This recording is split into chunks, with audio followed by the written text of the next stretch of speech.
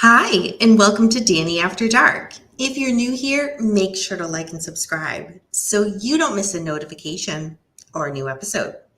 Tonight is a weekly true crime case that I will be reviewing.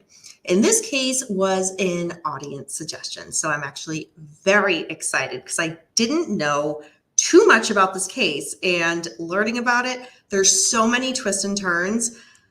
I can't wait to have it unfold with you guys. So give a few minutes for people to come on in the chat and let's hang out and definitely discuss this case.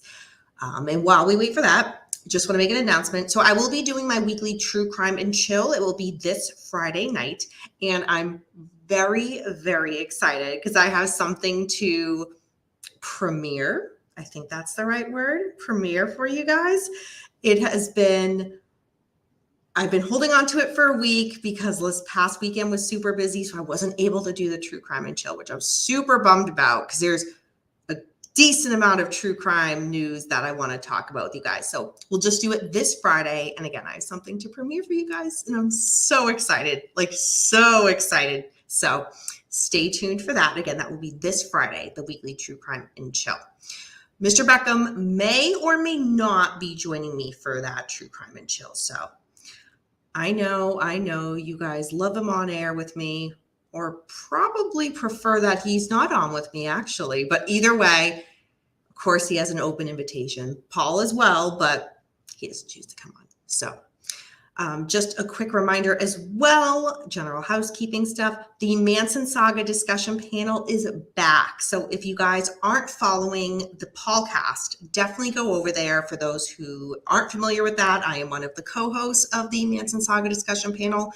We've been doing that for almost 3 years now. And yeah, we're revamping some of it because there's just so much information with that case. So if you are not subscribed, definitely go over to the podcast and subscribe, especially if you want more Danny. So, okay, let's see who's here. James Watson, howdy from the wild wilderness of Western Canada. Okay. Mason, hi Mason Hun, good to see you. I haven't talked to you in quite a while, but it was good to see you on James's the other day when I popped in to say hello. I hope you're doing well, Hun. Corey Novak, welcome. So the one person that I was hoping to be here for this, she may or may not be in this episode. She is the one that recommended this case to me. So if she is not in the chat tonight, that's okay. She will definitely catch it on repeat. And she knows I was doing this case because I was messaging her, showing her some of the research I was doing, and we were going back and forth. And the person who recommended this week's case is the other Mimi. So not my auntie Mimi, but y'all know the other Mimi. And she suggested I do John Reginald Christie. He is also known as the Rillington Place Strangler. So super excited to talk about that with you guys.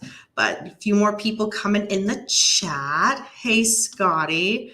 Oh, Christ, what do you want, Beckham? How do we know a crime even happened? Do you have proof? Beckham, never question somebody who researches true crime as extensively as I do.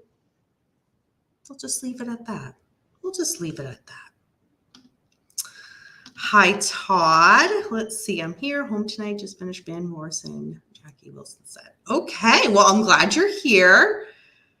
Oh, Jesus Christ, Liz. Oh, God. Hey, Eric. Good to see you. I hope you're doing good, hon. James. Good to see you. The better Paul, of course. Hey, Capone.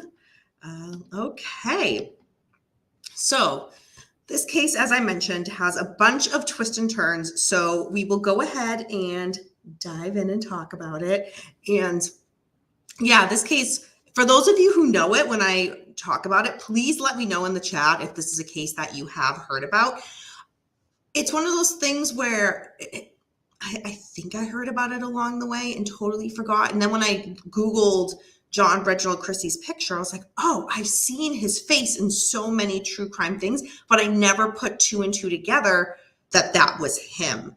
So it's always good to put a face with a name when it comes to true crime, because not that we have expectations of what killers should look like, if you will. That's a whole conversation in itself, what we expect killers to look like. But I always like to put a face to a name because it just makes it more real when I do research. And yeah, this one, when I saw him, I was like, oh, that's who that is. So, and of course I have his picture as the thumbnail for this episode. So you guys certainly already know what he looks like at this point. But okay, let's go ahead and dive on in. So John Reginald Christie was born on April 8th, 1899. So we're going a little bit back here. And I'm going to butcher some of these cities. I apologize, because this takes place in the United Kingdom.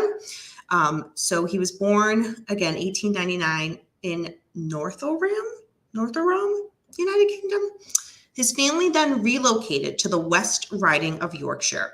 Growing up, John was abused by his father and his mother, and his sisters dominated him.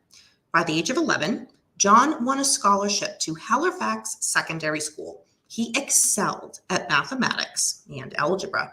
It was later found he had an IQ of 128. So he was clearly highly intelligent. In addition to his studies, John sang in the choir and became a scout. In 1913, John would end up becoming an assistant movie projectionist. Well, everything I talked about so far, by outward appearances, John was excelling quite well. So where's the case? Well, as we know, all is certainly not what it appears to be. By the time John reached puberty, he already associated sex with death, dominance, and violent aggression. He was impotent unless he was in complete control. Since his first few attempts at sex didn't really go so well, he earned the nicknames. And this is so horrible. This is so horrible. I felt bad. This is the only moment of this case that I feel bad for him. Other than that, not at all. So his nicknames were, quote, Reggie No Dick, end quote, and, quote, Can't Do It Christie, end quote. And this would accompany him through his adolescence. In addition, John was also a hypochondriac and a hysteric, and he used exaggerations and made up illnesses to gain attention from others. John would go on to enlist as a signalman in World War I. He ended up being hospitalized after a mustard gas attack. He claimed to have been blinded. However, there are no records that this actually exists and that happened to him. May 10th, 1920, John married a 22-year-old woman, Ethel Waddington, from Sheffield in South Yorkshire, England. The marriage, however, had quite a few problems.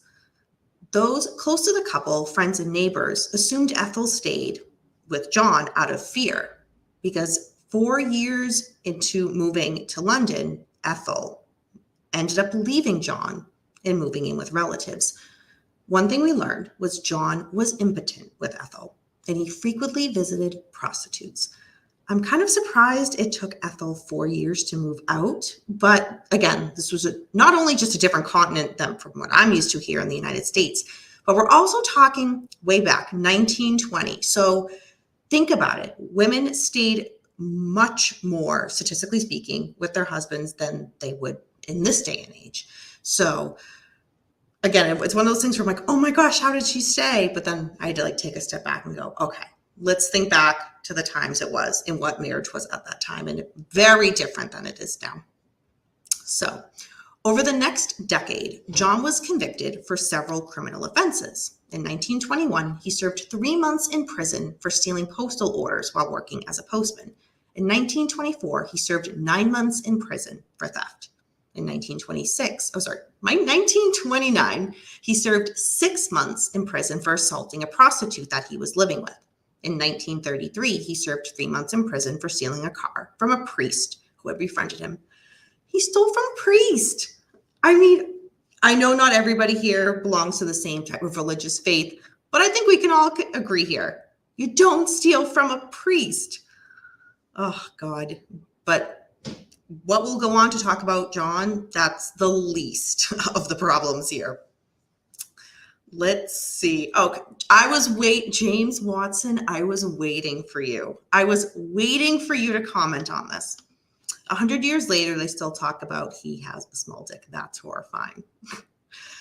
I mean, James, yeah, I would say there are worse things to be known for, but I don't know about that one. I knew you would be the first one to comment though, hun. So, hi, Chris James. Welcome. Good to see you. So, as we just left off, John has no qualms about stealing from a priest. So when he got out of prison in 1933, he and Ethel, they did reconcile. However, John continued to use the services of prostitutes to release his increasingly violent sexual urges, which now included necrophilia.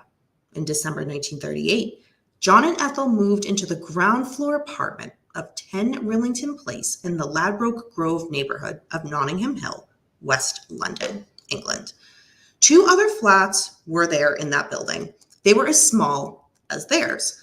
However, one accompanied the upper floors, the outhouse and the garden served for all 3 units, and there was no bathroom on the premises. There was a common wash house, although it wasn't always working. So think of the type of building that they're living in. Keep that in mind as this case unfolds. So, John was hit by a car and had to be hospitalized. This began a long stage of hypochondria. He stayed home a lot with the excuse of many ailments. Get this, I was waiting to mess up words. He visited 2 doctors 173 times over a span of 15 years. Think about that, 173 times over 15 years, just 2 doctors that he visited. So, with World War II now happening, John applied and was accepted into the volunteer police force and was assigned to Harrow Road Police Station. John, he began to have an affair with a woman who also worked at the police station, whose husband was a soldier. The affair lasted until the husband caught them in bed and he beat the crap out of John.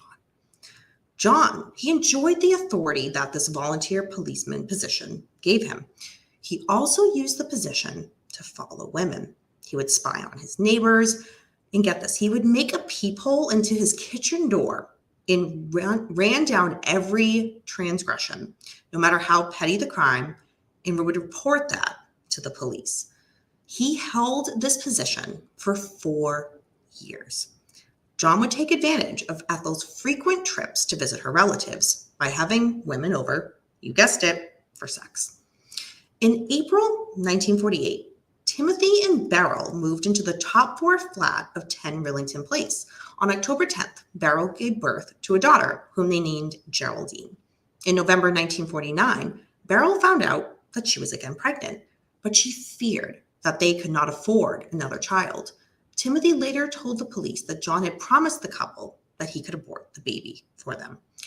On November 8th, 1949, John used his, quote, special gas, end quote, to incapacitate Beryl. He then proceeded to strangle her to death and then rape her post-mortem. Timothy was out of the home at this time. When he returned home, John simply told him that Beryl had died during the procedure and that they had to hide the body. John then convinced Timothy to just stay out and stay with relatives in Wales and leave Geraldine in his care. So Timothy did so. He then later returned to the apartment several times, asking to see his daughter, Geraldine, but John refused to let him see her. On November 30th, 1949, Timothy went to the police, and think about what's transpired at this point. So that was a very interesting visit. And he said that he had accidentally killed Beryl by giving her something to help her abort their unborn baby. Then he disposed of the body in a sewer drain.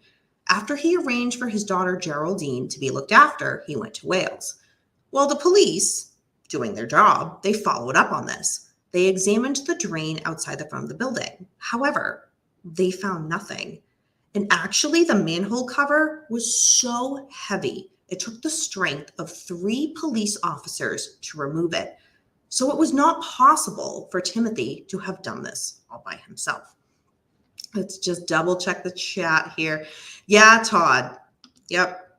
Theme of abuse. We will see that. And it does not end there. So, and again, if any of you guys have heard about this case, please feel free to say that in the chat, or if this is one that you have not heard of, I would love to know that as well. Again, this was a suggestion by a friend of the show, the other Mimi. So, all right, guys.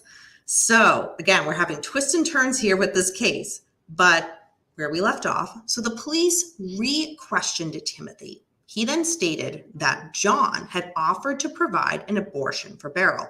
When he came back to the house, that's when he learned that Beryl was dead. Timothy stated that John then disposed of the body and made arrangements for Geraldine while Timothy went away. So now the police went to the home of 10 Rillington Place and did a search on December 2nd, 1949. The police easily found the bodies of both Beryl and Geraldine Evans hidden in the wash house in the back garden. Both had been strangled. When Timothy was shown the clothing taken from the bodies of Beryl and Geraldine, he was asked whether he was responsible for their deaths. This was when Timothy learned about the death of his daughter, Geraldine. However, he allegedly told police, quote, yes, end quote, and then confessed to having strangled Beryl during an argument over debts and then strangling Geraldine 2 days later. So as we can see here, Timothy's going back and forth. He's admitting that he harmed his wife and child, but then taking it back, saying it was John, and then admitting that he harmed them again. So what's going on here? What's the real story? Well, as you guessed it, Timothy later recanted his testimony. However, his case went to trial on January 11th, 1950. John was a key witness for the prosecution, and he was instrumental in Timothy being found guilty of murder. On March 9th, 1950, Timothy was hanged. Well, John went on with his life, and he was now working at the Post Office Savings Bank, but he was fired after he failed to disclose of his previous criminal offenses at Timothy's trial. He sank into a deep depression and remained unemployed until August 1950, when he found a clerical position with British Road Transport Services. He was employed there until December 6, 1952, when suddenly he resigned, stating he found a job with better prospects in Sheffield. He was going to be leaving London with his wife Ethel early in the new year. Well, people started to notice John's here, but Ethel is now missing. John claimed that she had already moved and he would be joining her soon. So people didn't question it past that. All right, before we jump into the reality of what happened to Ethel, let's see what you guys are talking about. Paul said, never heard about this case. Okay, good to know, good to know. Let's Capone, our Vegas resident. Anyone drinking? I made a rum and coke with a splash of truth. That sounds amazing. That sounds absolutely amazing. Drinking tea. That actually sounds amazing as well. All right, you guys.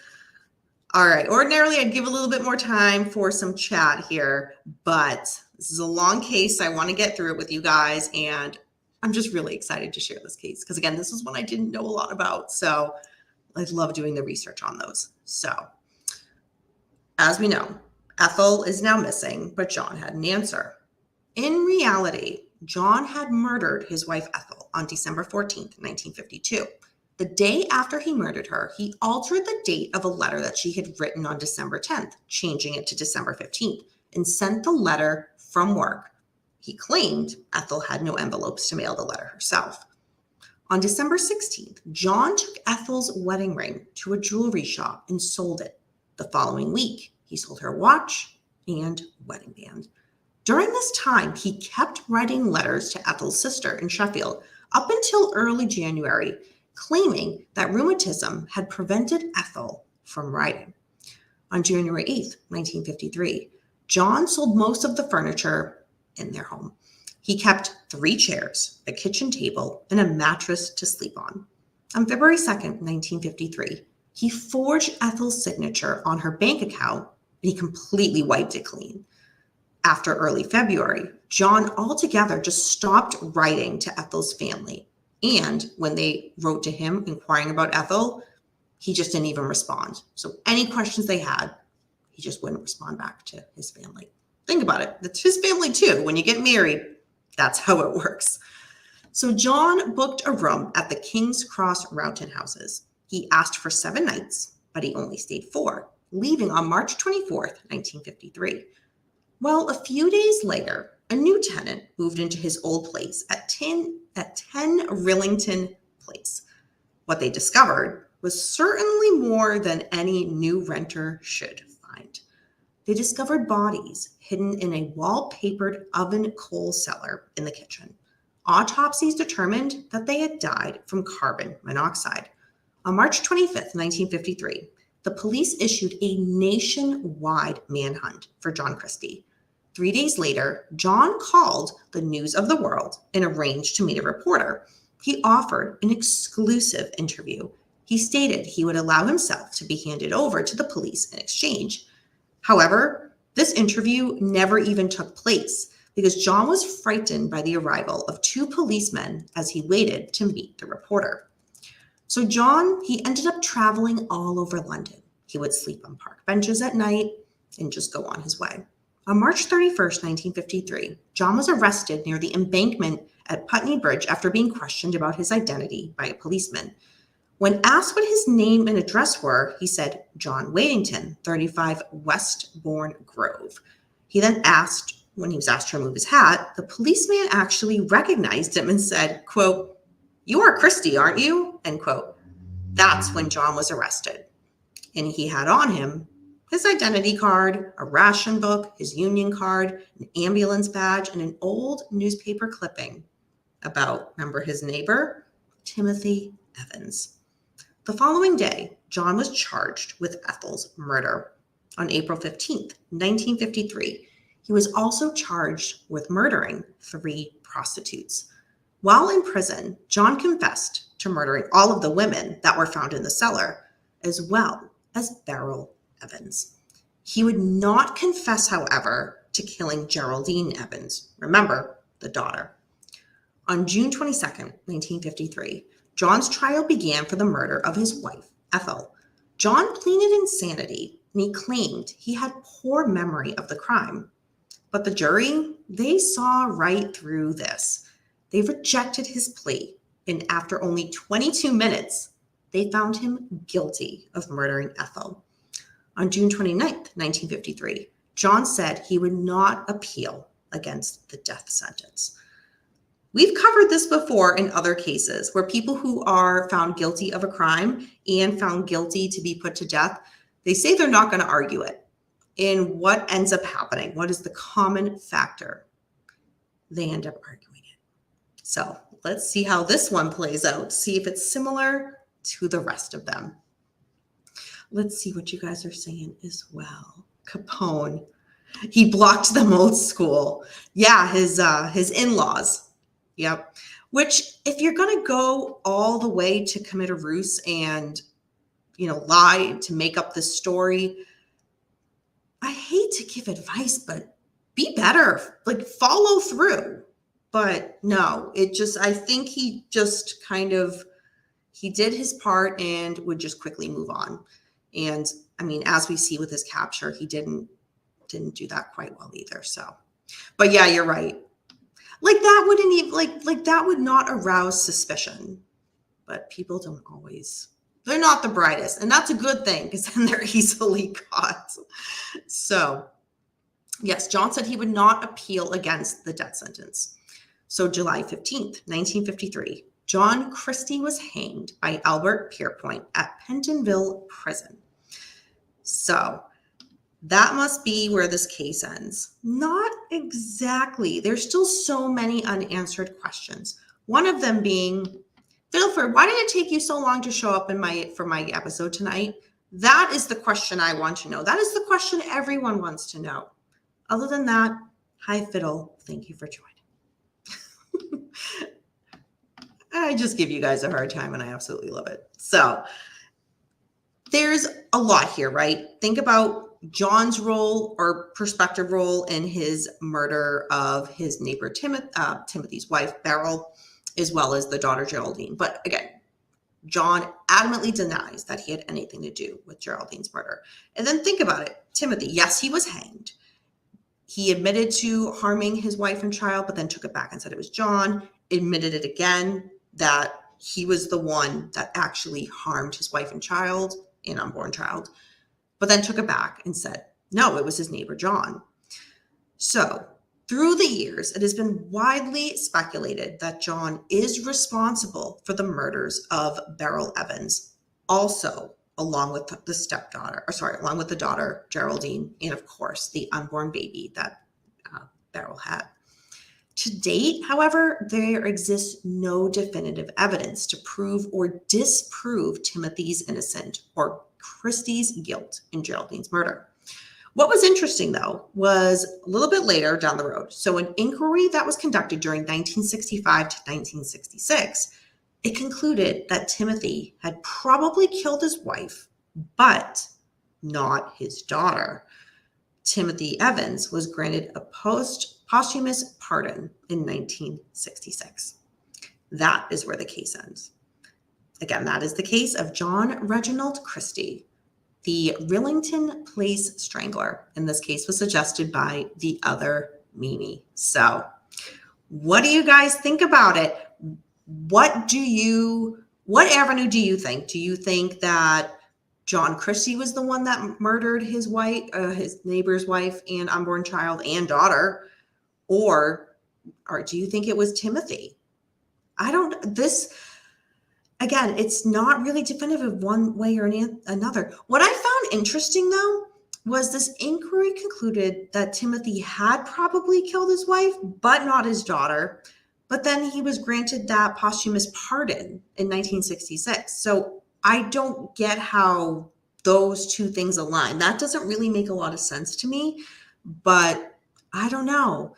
And this is one, I try not to read a lot of opinion-based articles when it comes to true crime cases. I really just try to get the facts of this.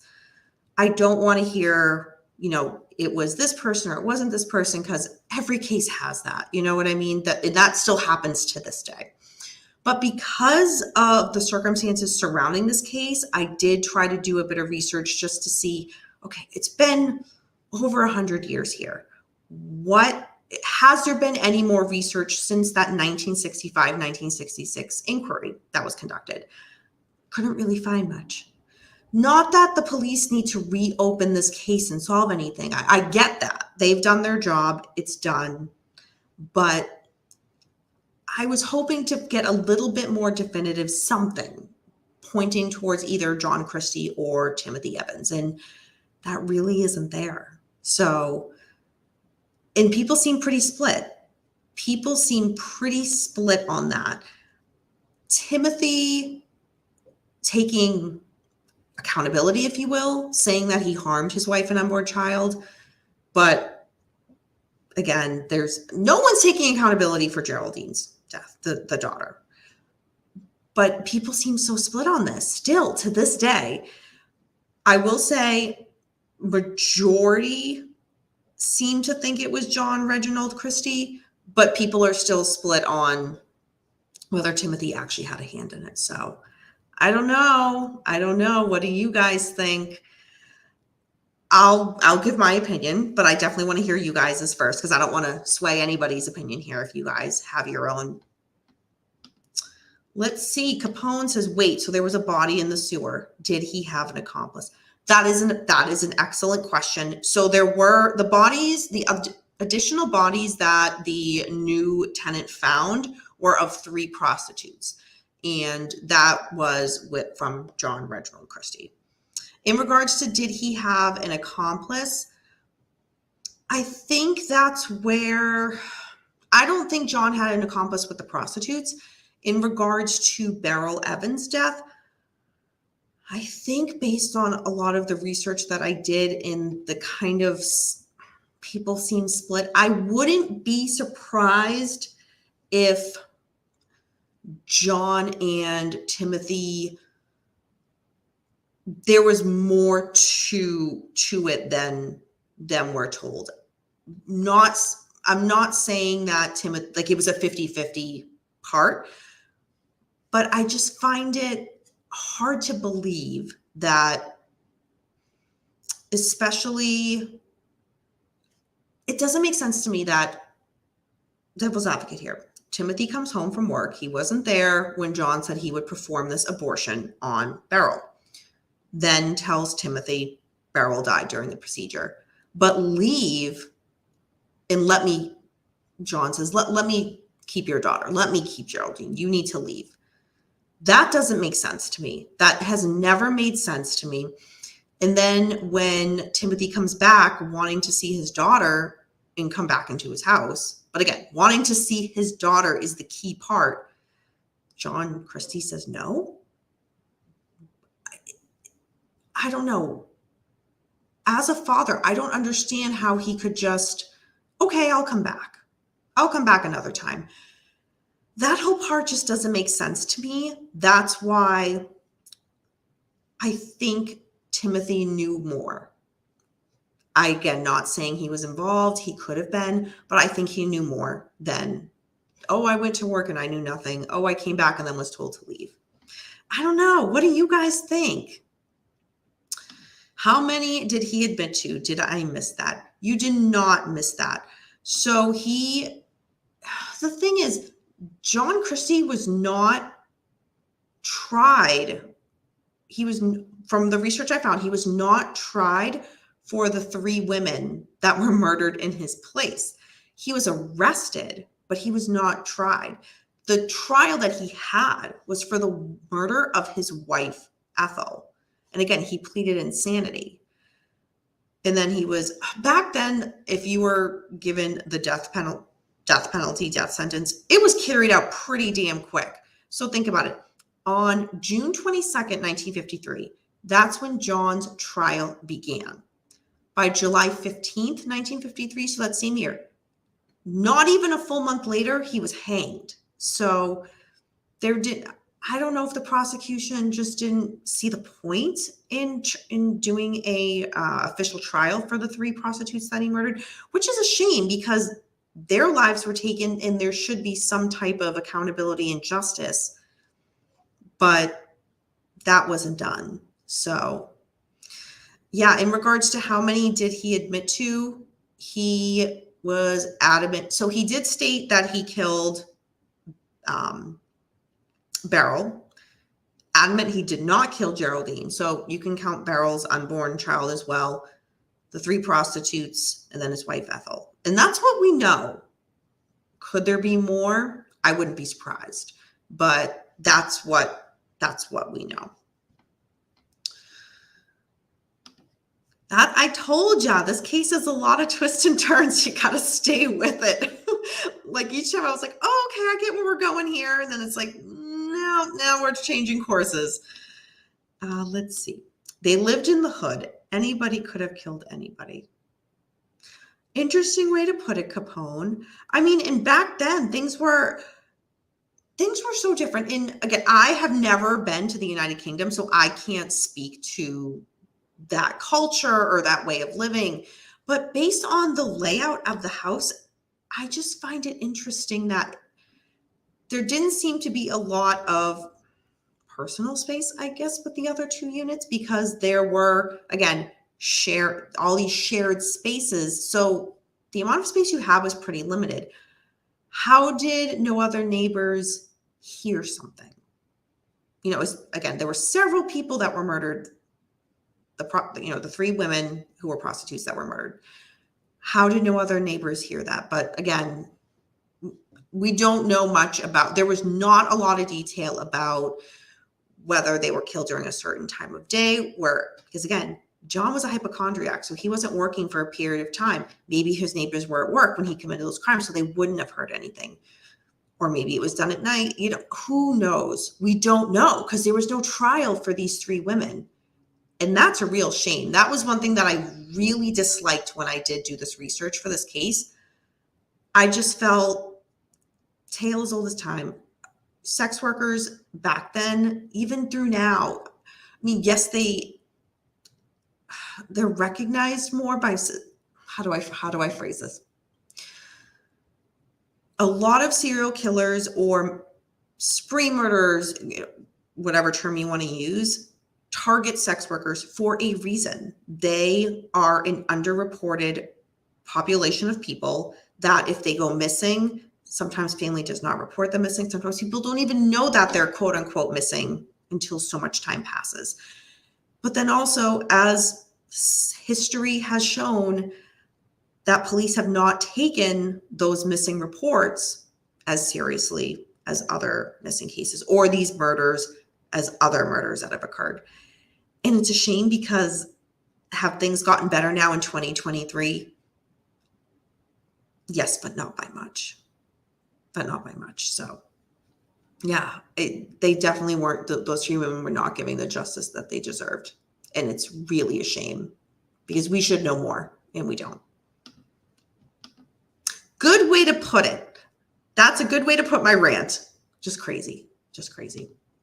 Hey, Tony L, good to see you. Of course I will. I had a Zoom meeting earlier this evening, and oh man, I was like, you know what? Like, the cats will be fine. My God, the group that I was on the Zoom meeting with, it was just cat after cat. And like, oh God, like 3 of them are going at it in the back. I'm like, I know they're playing. There's a toy. They're playing. It was just, oh my God. I'm like, this is why I don't keep the door open for important stuff. I don't learn my own lesson clearly. K-Dog, so I guess they smoked after sex. Oh, Jesus Christ. He burned the prostitutes, carbon monoxide poisoning. Yeah, that's as much as I got. I don't know the logistics behind it, but yeah, 3 of them. And I really wish there was more information. I would have liked to have known, just for myself and to be able to report to you guys, what was the time period that these women went missing versus when they were ultimately discovered? Were these women, someone like Gary Ridgway, for example, the Green River Killer, his crimes against sex workers spanned over decades. Was this something that was over, several years? Was this something over maybe just 1 year, several months, a couple of weeks? I don't know. I just don't know. So that's very frustrating. As much information as this case had, it still left so many unanswered questions. But again, we're going back over 100 years ago. So yeah, there's not going to be a ton of information like there are for, crimes that happen now with social media and just better reporting. So, all right, you guys. Well, if nobody has any other questions about this case, we'll kind of wind things down. But thank you guys for sticking around for this episode. Again, and a huge thank you to the other Mimi for this case suggestion. I really enjoy when you guys give suggestions that I either planned to cover, because I'm thinking, okay, yes, other people want to hear about this and learn about it. Or when there's cases that I don't know about, that's always interesting too, because I get just as hooked when I do the research as anybody just learning it. So I find that really, I love to learn. And there's so many killers. And this was one from the United Kingdom that I didn't really know about. So not only is it, out of the country, but it's in somewhere that I'm not familiar with. So that's always a positive as well. So keep the suggestions coming for cases if you guys have any recommendations, and I will certainly look them over. I have quite a list, and I try to span them with episodes that I want to cover that I think you guys might be interested in. So I try to mix it up a little bit. So if you haven't seen one that you've suggested, stay tuned. Every once in a while, there will be a case that is a suggestion that there's just not a lot of research, where I'll have like 2 or 3 pages of notes. And I'm like, this isn't even really enough to do like a 10-minute episode. Or there's somewhere every once in a great while, I'll have one that even I get uncomfortable with the research. It takes a lot, but every once in a while that will happen. I'm like, ooh, God, even I don't feel comfortable discussing this one, so I'll have to pass. But yeah, so I love you guys. What's up with Phil? I don't know what's up with Phil, but Philford came late for tonight's show, so I don't know. I mean, he doesn't have his priorities straight. That's what I can certainly tell you. Oh God, Corey, you are opening a whole can of worms. You were here, so let's see. I will answer this. So Corey wants to know, so why didn't they call him Reggie No Dick? Well, oh God, I didn't mean to start that. So if we go back, let's go back to the very, very beginning. So John had, when he was, I'll just give you again the briefest recap. So by the time he reached puberty, he had associated sex with death, dominance, and violent aggression, and he was impotent unless he was in complete control. So his first few attempts at sex with other women didn't really go well. So that's where he earned the nicknames Reggie No Dick and Can't Do It Christie. And as I mentioned, those nicknames accompanied him through his adolescence. So that is where he got that nickname and why he got that nickname, or nicknames, because he had two in this case. So did they find the body of the daughter? Let me just double check if that.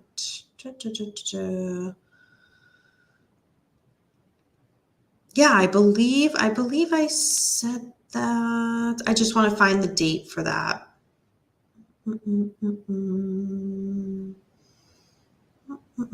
Talks amongst yourselves in the meantime. Hi, Eric. Good to see you.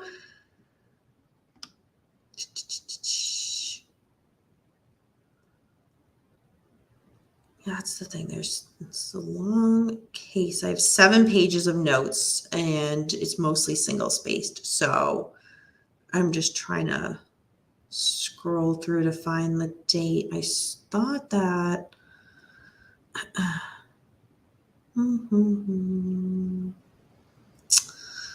Oh, I can't find it. Okay. Yes, here it is. So when Timothy had, okay, I got it now. When Timothy went to the police after saying that, again, he switched stories several times. Initially, he went and said he killed his wife, and then recanted saying it was John. The police did an investigation of the property at 10 Rillington Place on December 2nd, 1949. That's when the police found the bodies of both Beryl and Geraldine Evans. It was hidden in the wash house in the back garden. Both had been strangled. And again, that is based on the research. If you believe that Timothy had no idea about his daughter Geraldine's death, that is when he learned that Geraldine was dead. Up until that time, he was told by John Christie that Beryl had been had been killed during the operation. And it wasn't until the police showed Timothy clothing from both Beryl and Geraldine did he realize that Geraldine was also, in fact, dead as well. So that is how they found Geraldine's body. Let's see. I don't remember you saying just that she died too. Daddy said he strangled her too. Yes. James says, I just don't like the idea that people. I mean, James, people aren't even talking about it now. You are, but nobody else is. So I really wouldn't worry, hun.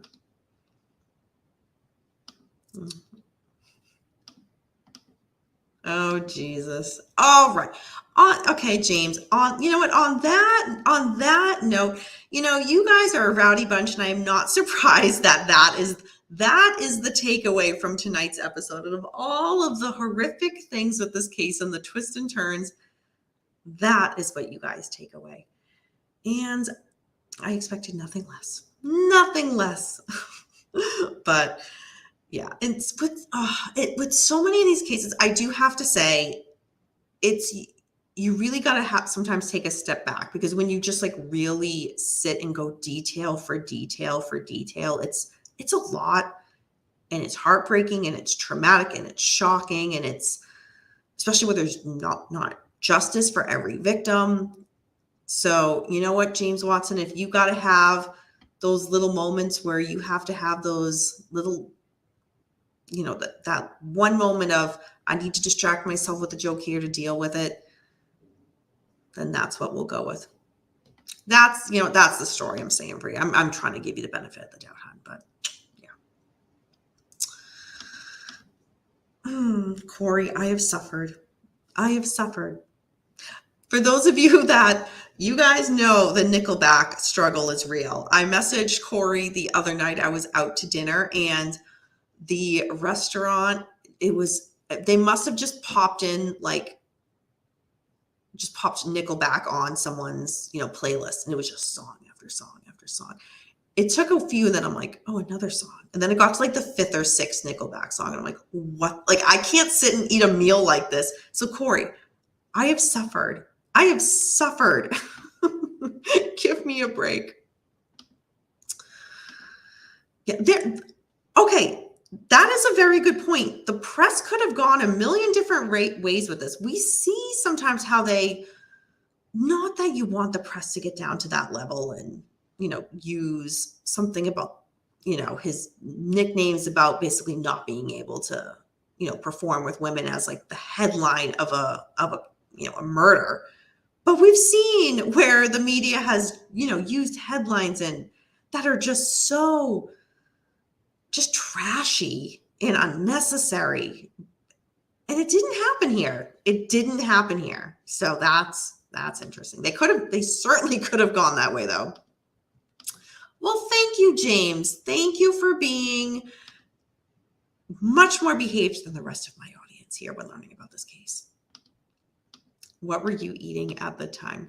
What did I get? I think it was just like a pub. I think it was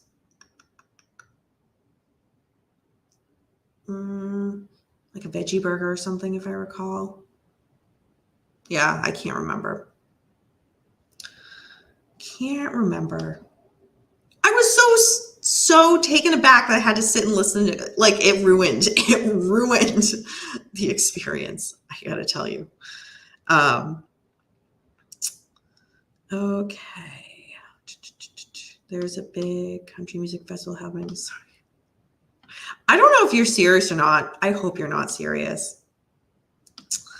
The Better Paul, thank you. It is much appreciated. All right. Fiddle, thank you. All right, everybody. Well, again, thank you for joining me for another episode of Danny After Dark. I really enjoyed discussing this case with you guys. Again, John Reginald Christie. My True Crime and Chill will be this Friday, so make sure to check it out. Beckham may or may not be able to join me, but that's okay. Oh God, it seems like each week when like some news cases where it's like, oh my God, I can't believe this. I got to talk about with you guys. One of them, oh my God. I don't even want to give a hint because I just stay tuned. Cannot wait to update you guys.